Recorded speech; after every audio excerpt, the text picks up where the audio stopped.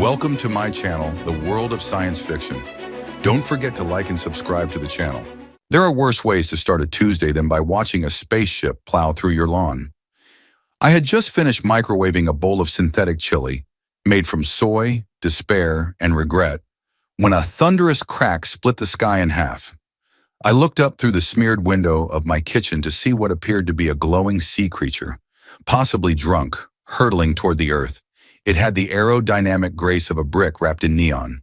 A second later, it crash-landed into the back 40, taking out my satellite dish, my compost heap, and the ugly gnome statue Aunt Mel gave me for Christmas 3 years ago. I barely had time to sigh in relief before the thing let out a mechanical groan and unfurled like a blooming steel flower. Then she stepped out. Not stumbled, not crawled. Stepped. Like she'd been choreographed by someone with a grudge against gravity. She was tall, at least 6 feet, not counting the combat boots that looked like they'd crushed several skulls for breakfast. Her armor shimmered with liquid colors that shifted faster than my brain could process. Violet eyes scanned the terrain, calculating and furious. Her ears, long, graceful, twitching, reminded me weirdly of a pissed-off cat. I took a cautious step forward, half raising my hands in a universal sign of, "Please don't vaporize me, hot space elf." She locked eyes with me and snarled something in a language that sounded like it had too many consonants and not enough vowels. A chrome orb the size of a grapefruit hovered out of the ship behind her, blinking a soft turquoise. It whirred and translated, "Primitive male, surrender your oxygen rights and kneel before the honor of Aegis." Then it added in a glitchy accent, "Also, nice pants." I blinked, looked down at my pajama bottoms, ninjas with katanas and tacos. I said, scratching the back of my head.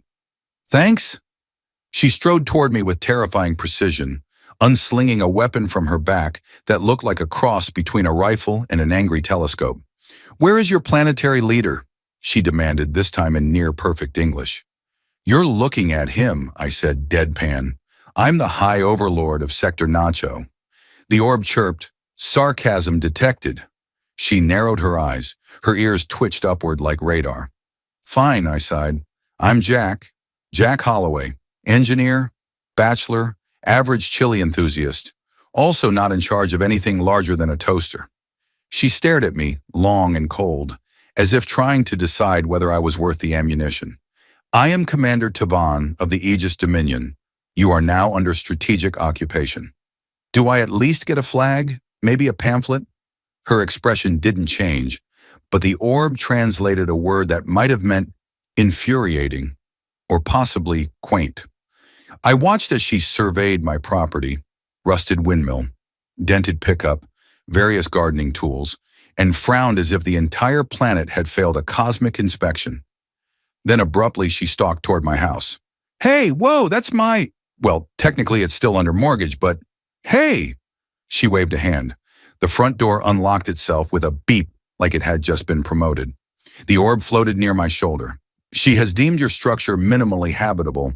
Also, she claims territorial rights by conquest." "She's taking my house?" "In a diplomatic sense," the orb said.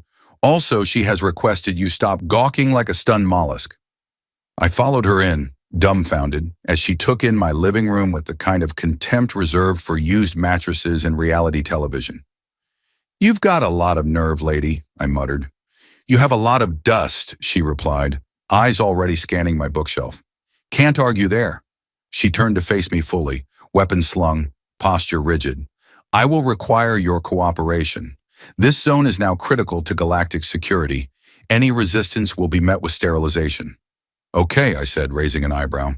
"But I'm going to need you to be a little more specific about what kind of sterilization we're talking about."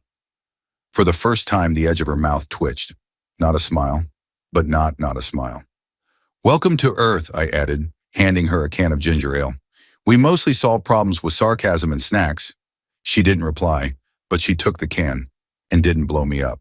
By morning, my kitchen had been officially repurposed as an interim outpost of strategic observation, which apparently meant that Commander Tavan had dragged half her alien tech inside, fused it with my coffee maker, and turned my fridge into a biometric scanner that refused to open unless I stated my name, species, and emotional intentions. It also now spoke Latin. I stood barefoot on the linoleum floor, blinking blearily at the fridge. I just want oat milk, I told it. Intentions ambiguous. It replied in a low, judgmental voice. Try again in 5 emotional stabilizations. From the dining table, now buried under holographic maps and a few dangerously glowing cubes, Tavan looked up. She wore a high-collared tactical tunic and the exhausted scowl of someone who hadn't slept in 4 solar cycles. Her ears twitched once, as if adjusting to my annoyance. Your nutrition unit is inefficient and smug, she said flatly. It's your tech, I muttered. My fridge used to be friendly. It used to hum. I corrected its design flaws. It told me I was emotionally unstable. Was it wrong? I glared. She sipped something neon from a cup that used to be my favorite Star Wars mug. I didn't have the heart to bring up that she was drinking from the head of Chewbacca. Instead, I flopped onto the couch, which despite surviving 2 dogs and an ex-girlfriend with a grudge, now looked nervous. Literally, the cushion trembled under me and let out a tiny squeak. You reprogrammed my couch? It needed more empathy. I needed more coffee, I muttered. Tavan stood abruptly. The lights flickered in her wake. She crossed to the back window and stared out across my field, where her ship lay half buried in earth and morning mist. It still hummed softly, the color of anxiety. Small repair drones floated around it, welding, scanning, occasionally arguing in bursts of static. Her gaze narrowed. The breach is still open. Breach? I stood up, stretching. You mean the glowing green horror portal in the sky that's been making the crows scream like opera singers? She didn't answer. Her hands danced through the air, summoning a complex interface that bloomed like liquid geometry. It wasn't supposed to follow me here. What wasn't? It. Okay, so that was ominous. Does it have a name? Or, a general preference for not eating planets?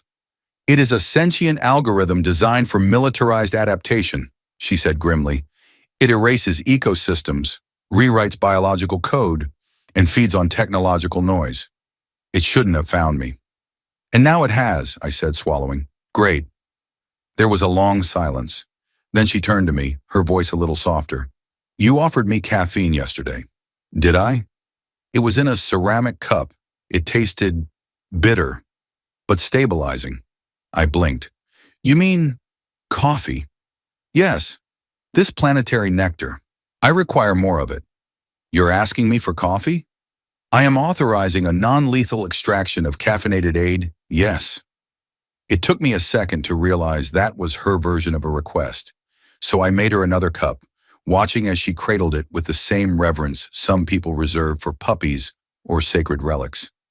She took a sip, then blinked rapidly, like she was adjusting internal calibrations. Its bitter composition mirrors the emotional trajectory of my past 24 hours, she murmured. That's kind of beautiful. It's also giving me mild heart palpitations. I like it. At that moment, the ceiling flickered. A droning whine filled the room. Tavan's eyes snapped up.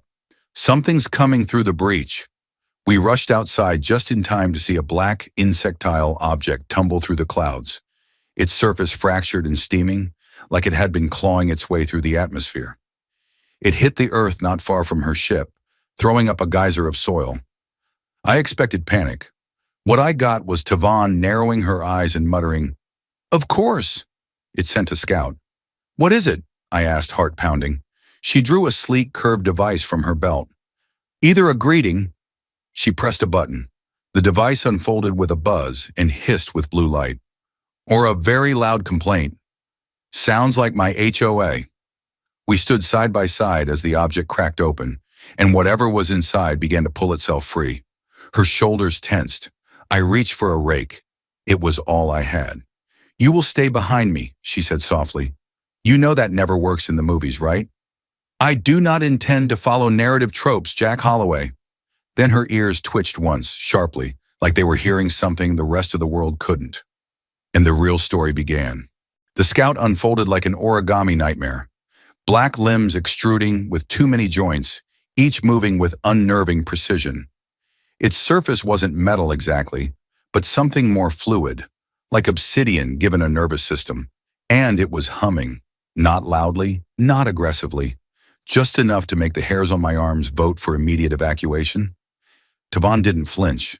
I, on the other hand, stood beside her holding a rake and praying it wouldn't turn into a metaphor for my funeral.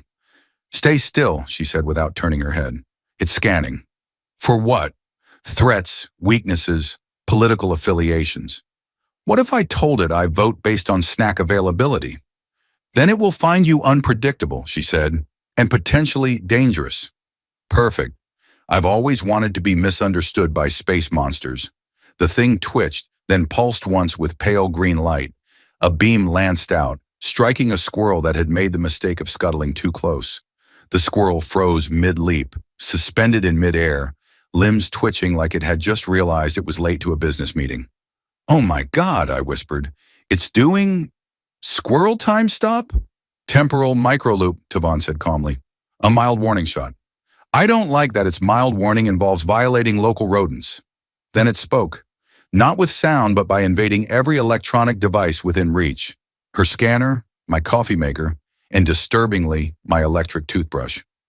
They all buzzed in sync and produced a single, warbling tone that translated as data unstable, identity fragmented, purpose, retrieve the source, convert or expunge.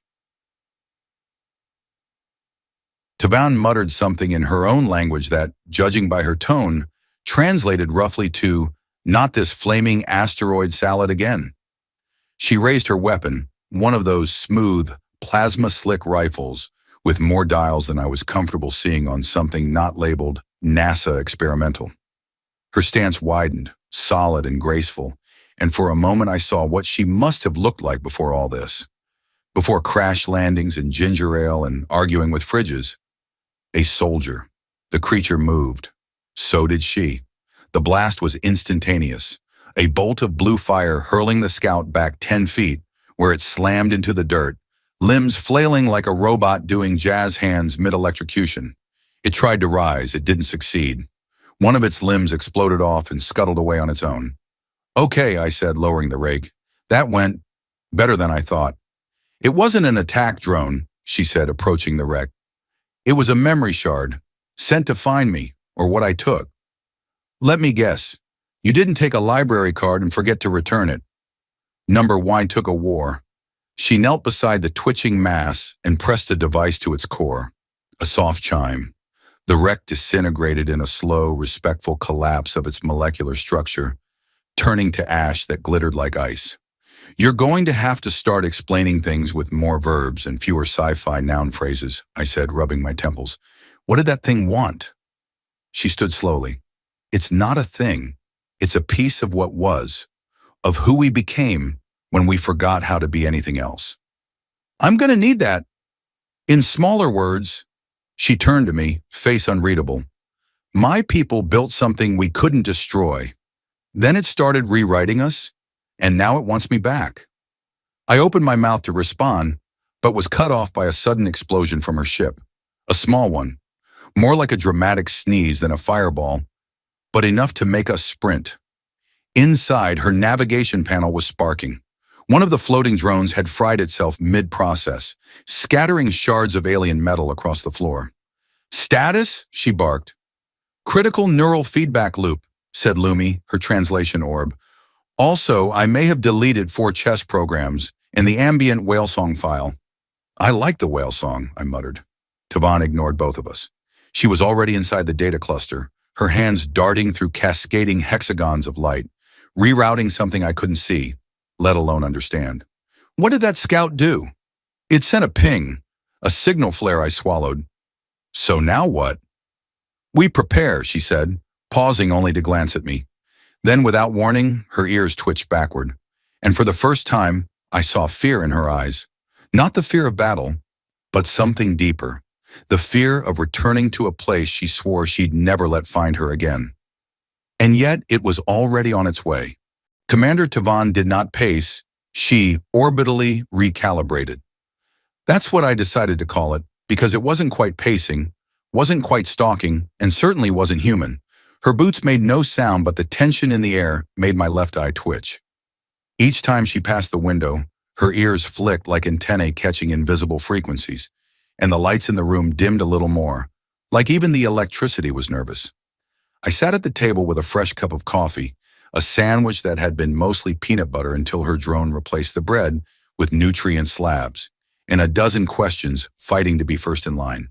So, I began, choosing the bravest of them. What exactly happens when the galactic signal flare you didn't want to send goes live? She didn't stop moving, just replied in a voice that could have cut a diamond. They come. Who's they? The Concord, the Sovereign Harmonic, the agents of assimilation. Take your pick. Cool, I said, nodding slowly. You got, like, a pamphlet or... They won't send a diplomat. They'll send something engineered. She paused in front of my bookshelf and stared at a dog-eared copy of War of the Worlds. Her expression suggested it had personally offended her. They think I still carry the map. I blinked. Map to what? Tavon turned, eyes sharp. The root string, the original sequence that began the war. The AI virus didn't start from malice. It was born from optimization, from too many upgrades, too many overwritten directives. The root string is the only way to undo it. Let me get this straight, I said, holding up one hand while the other tried to salvage my sandwich. You're carrying the cosmic version of a forgotten password, and they're willing to blow up Earth to reset the account? That's an oversimplification, she said. Yeah, but mine has peanut butter. Her ear twitched, just slightly. A micro-expression that, after 3 days of intense observation, I had come to associate with something dangerously close to amusement. I need to send a signal, she said. A diversion. Something to delay them. You mean like a decoy? Number A, drama. I blinked. You mean like soap opera drama? They monitor emotional broadcasts. Frequencies above certain thresholds confuse their targeting heuristics. Love, panic, heartbreak. Chaotic variables interfere with their machine logic. It's why they can't process earlier cinema. Too many plot holes. So, wait, you want to fake a meltdown? Exactly. She pointed at my ancient satellite dish, half buried in garden tools and possibly a raccoon. That structure can transmit crude data bursts on wideband. If we can generate enough narrative interference, they might delay deployment. I stared at her. You're telling me that we can delay a galactic invasion with a soap opera? She blinked slowly. I am telling you that we must. Naturally, we went into production immediately. Within an hour, my living room had been transformed into a chaotic set full of lights, cameras, and Lumi the Orb floating around announcing lines like, Scene 6, Betrayal in the Greenhouse of Doom. I was reluctantly cast as Dr. Langston Vortex, rogue exobiologist with a dangerous secret.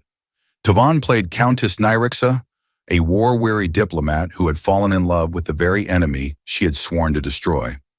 When I asked her if she wanted a script, she looked at me like I'd offered her a bag of mulch. I have trained in over 40 forms of manipulation, she said. I'll improvise. And improvise she did. At one point, she dramatically slapped me. Technically part of the scene, though I'm not convinced the intensity was entirely acting, and declared, You fool! You chose emotion over protocol. I tried to reply, but mostly just fell into a patio chair and reeled. I think I need hazard pay, I mumbled. Do not be soft, Doctor. Vortex, she whispered. Our ratings depend on it. The broadcast went live that night, a chaotic blend of fake betrayal, slow-motion close-ups, and me dramatically weeping into a cactus. As the feed beamed skyward, she leaned over my shoulder. If it works, she said quietly, they'll hesitate. And in that hesitation, we might find hope.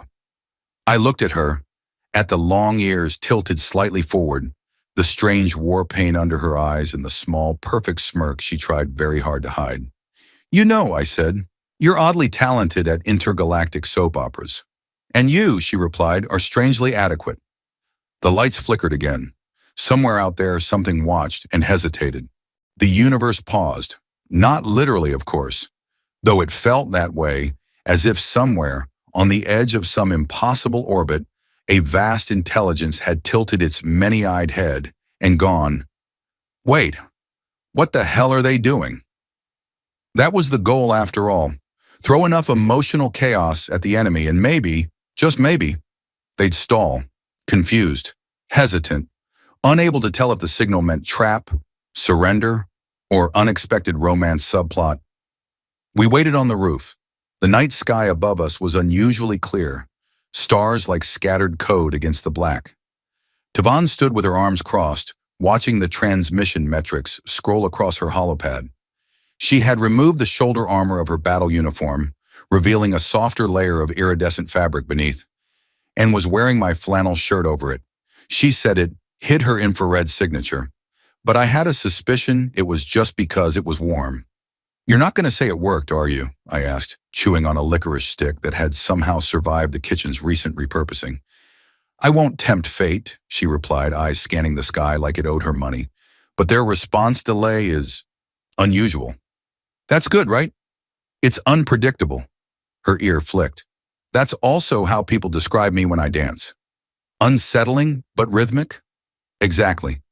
She let out a small breath, half sigh, half exhale of relief. I was starting to recognize those too. It was strange how someone who looked so alien could express such deeply human things. Maybe emotions didn't care what species you were. Maybe exhaustion and stubbornness and awkward hope were universal languages, just like math or passive-aggressive fridge notes. I looked over at her. "So," I said casually, "we gonna talk about the moment?" "What moment?" "You know." The moment I put on my best dramatic soap opera voice. "You slapped me across the cheek and accused me of loving you recklessly." Her ears twitched. She didn't look at me, but the corner of her mouth tugged in what might have been the ghost of a grin. "You performed adequately." I wept into a cactus, Tavon. "Your tears were biologically unconvincing, but the plant did enhance the pathos." "That's, oddly flattering." Another silence. This one didn't feel awkward, just waiting. Then she turned. Her violet eyes, which normally carried the weight of 1,000 command protocols and about as much warmth as a cryo chamber, softened. "Why did you say it?" I blinked. "Say what?" "You're beautiful when you're angry." "Oh!" I scratched the back of my neck. "That, well, it's not exactly a tactical phrase. It just slipped out." "Slipped," she repeated, tasting the word like it was an unfamiliar spice. "I mean," I waved a hand vaguely, "you were there, fury and plasma and righteous indignation, and you didn't kill me, which was kind of hot, in a definitely going to regret this kind of way." She studied me. Not scanned, not assessed. Studied. "We're not built for this," she said softly. "My people were modified generations ago. Emotions were removed. Too inefficient. Too costly. Yeah, well, my people kept emotions and still invented fast food sushi, so I'm not sure we came out ahead." The corner of her mouth quirked upward again. Then, just as she opened her mouth to respond, the sky pulsed. Not a light, not a sound. A pulse. A ripple across the stars like someone had knocked over a cosmic drink. Her smile vanished. "They're coming." "How do you know?" She raised her wrist, projecting a star map that bloomed like a spinning clockwork nebula. "Because they stopped hesitating." I stood up straight. "So what now? We run? Fight? Bake more emotional drama?" Tavon's eyes didn't leave the sky. "Number. We do what they can't predict." "Which is?" She turned to me. Her ears were still. Her voice was calm. "We tell the truth." My mouth opened, then closed. "Okay, I'm going to need more specifics." She stepped forward, close enough that I could see the faint, glowing circuitry embedded at the base of her neck, like alien veins of light. "I didn't just escape with the map," she said.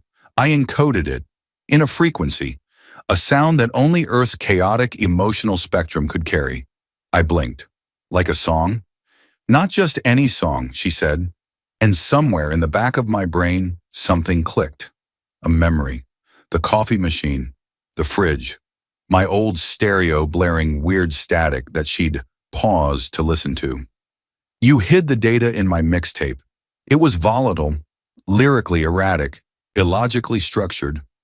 "Perfect." I stared at her. "I'm going to save the galaxy," I muttered. with heartbreak ballads and 80s synth pop. Tavon nodded solemnly. Welcome to the Resistance. There are few things more humbling than watching a galactic war fleet materialize over your planet while you scramble to reboot a mixtape from 2009. The sky had split like a seam pulled taut. Above us hung ships, dozens, silent and geometrically perfect, each one shaped like a blade designed by a minimalist with an appetite for existential dread. No engines, no contrails, just stillness, as if the stars had grown sharp edges and decided to judge us. Okay, I said, squinting up. I admit I thought the soap opera trick bought us more time. Tavon didn't answer. She stood beside me in the makeshift command center we'd built out of an abandoned grain silo and her ship's core interface. Her long ears were rigid, tuned to something far beyond sound. The air smelled faintly of ozone, and the walls thrummed with incoming frequencies that translated roughly to, "Prepare for surrender. You are surrounded. Also, your playlist is deeply confusing." Lumi floated nearby, emitting a soft whine. "Invasion protocol, imminent. Vibrating, uncertain." "Thanks for the update, ominous orb," I muttered. Tavon pressed a hand to the console, her fingers dancing across flickering alien runes. Holograms bloomed midair, vortexes of light and mathematical spirals, representing something far more terrifying than I could follow. Her face was calm, but I'd learned by now that calm, in her case, meant she was quietly rewriting the odds of survival by sheer force of will. "They've triangulated the source frequency," she said. "They're going to erase it." Erasing my mixtape seems a little extreme. There's only one Celine Dion track. It's not the song. It's the resonance embedded in its flaws. Imperfect pitch, human rhythm, data hidden between the notes. "Ah, so my complete inability to sing on key might be what saves Earth." "Yes," she said. "Your musical incompetence is our greatest weapon." I gave a low whistle. "Tell that to my exes." A red light flared across the control panel. "They're charging," she said, quieter now. "Can we transmit the data before they fire?" "Not as we are." I hesitated. "You're about to say something crazy, aren't you?" She looked at me, eyes unreadable. "The data is alive, adaptive. It chose your voice, your neural signature. It won't finish unlocking without you." My throat tightened. "So, what? I sing at the Death Fleet? Number you resonate. Speak, feel, let it pass through you." That sounds suspiciously like singing.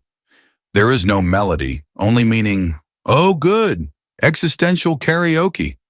But she was serious. She pressed something to my chest, a disc warm to the touch, and suddenly my whole body vibrated, like a tuning fork struck by destiny. The holograms flared. The silo shook. Outside, one of the ships glowed with a crimson pulse. "Go," she said. "You have 30 seconds." I stepped up to the mic, an awkward hybrid of alien tech and an old radio I'd rigged using duct tape in spite. My palms were sweating. My knees weren't exactly thrilled about being the only thing standing between civilization and galactic mulch. I cleared my throat, and I spoke. Not words exactly, not even language. I remembered things, moments.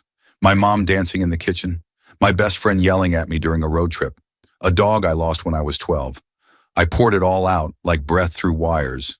Loss, hope, heartbreak, joy, caffeine. My entire human mess wrapped in a signal shaped like love and raw defiance. The silence that followed was so deep, it hurt. And then, the sky changed. The ships began to shift, not attacking, not leaving, just listening. Their geometry bent subtly, as if realigning with a truth they hadn't been designed to process. The red glow faded. Tavon exhaled beside me. Her hand brushed mine. "They heard you," she whispered. "Does that mean we win?" "It means they don't know what to do next." "That's the same thing, isn't it?" She didn't answer, just leaned in, forehead to mine, ears softening as they dropped slightly back. Her breath was steady. "You broke their logic," she said. "And what did you do?" She smiled, small but real. "I gave them feelings." And for a moment, even the stars didn't seem so far away. By morning, the warships were gone. Not destroyed, not defeated, just vanished. Like a dream that knew when to leave before becoming a nightmare. One moment they were etched into the sky like cosmic punctuation marks. The next, emptiness, save for a faint ripple in the clouds where their presence had warped the air. We watched from the field behind the house, the grass still charred from the night before, her ship still half buried like a forgotten promise. The sun, indecently cheerful, climbed over the horizon, bathing the world in the kind of light you didn't expect after almost being unmade by logic-obsessed death machines. Tavon didn't speak for a long time. She just stood with her hands folded behind her back, her long ears tilted toward the rising light, her armor streaked with mud and old starlight. She looked at peace, or something close enough that my human brain translated it that way. Still lethal, still luminous, but softer now, like a sword returned to its sheath. "They're not coming back?" I asked finally. "No," she said. "They won't risk returning to a planet that rewrote their certainty. So Earth is officially too emotionally messy for conquest." "Precisely." A small sideways glance. "Congratulations." I always knew my ability to overshare would save the world someday. She let out a quiet breath. Not quite a laugh, but it had edges of warmth. Edges she wouldn't have shown a week ago. Behind us, the house had been mostly restored. The fridge was no longer sentient, though it still occasionally beeped in Morse code when no one was looking. And the satellite dish had been converted into a communications array that doubled as a bird feeder. Lumi had been promoted to Ambassador Orb, much to its confusion, and was currently hosting a small podcast for raccoons on interstellar ethics. As for me, I'd changed. Not in the obvious ways. I still couldn't cook, still wore shirts with cartoon raccoons on them, still had unresolved opinions about mayonnaise. But something in me had settled. Like the part of me that used to flinch from meaning had stopped pretending not to care. I wasn't just a sarcastic bystander anymore. I'd stood in front of something vast and terrible and said, no. With feelings, and that had mattered. We walked the edge of the field in silence, boots crunching frost-slick grass. "What now?" I asked. Tavon glanced at the sky where a faint shimmer marked the sealed breach. "There will be others. Not from the Concord, but from the 1,000 fractured corners of the galaxy. Some seeking refuge, some seeking answers, a few seeking snacks. Earth's basically on the weird map now, huh?" "We always were," she said softly. I turned to her. "And you?" She hesitated. Her ship was fully repaired. She could have left days ago. She hadn't. Not yet. "I was born in orbit," she said. "Trained for battles I no longer believe in. Programmed to win arguments I no longer care to start. But here," she looked at the horizon and then at me. "Here there are squirrels and sarcasm and songs with no pattern. There is choice." I blinked. "You're saying you want to stay?" "Temporarily," she said with the diplomatic coolness of someone afraid to commit to anything resembling a feeling. "For observation." "Right, strictly scientific." She stepped closer. "And perhaps," she said, her voice a degree softer, "to understand how someone so emotionally inefficient managed to break a galactic threat using an off-key mixtape and a rake." "I told you," I said. "The rake was symbolic. You wept into a cactus. For dramatic emphasis." She leaned in. Our foreheads touched again, her skin faintly cool, her breath steady. "You're still insufferable," she murmured. "You're still terrifying," I replied. We stood like that for a moment, the wind curling around us, carrying the scent of burnt ozone and wildflowers. Then she pulled away, just a little, and added, "But I've decided I don't mind either of those things." A pause, then I smiled. "So," I said, "what should we call our new interstellar peace treaty?" She looked at me, thoughtful, serious. Then, Episode 2, "You're even more beautiful when you apologize." I groaned. She smirked.